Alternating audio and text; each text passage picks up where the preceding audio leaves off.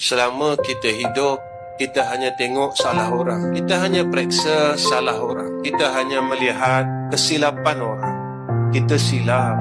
Sebenarnya Allah Subhanahu wa ta'ala menutup setiap kesilapan hamba-Nya.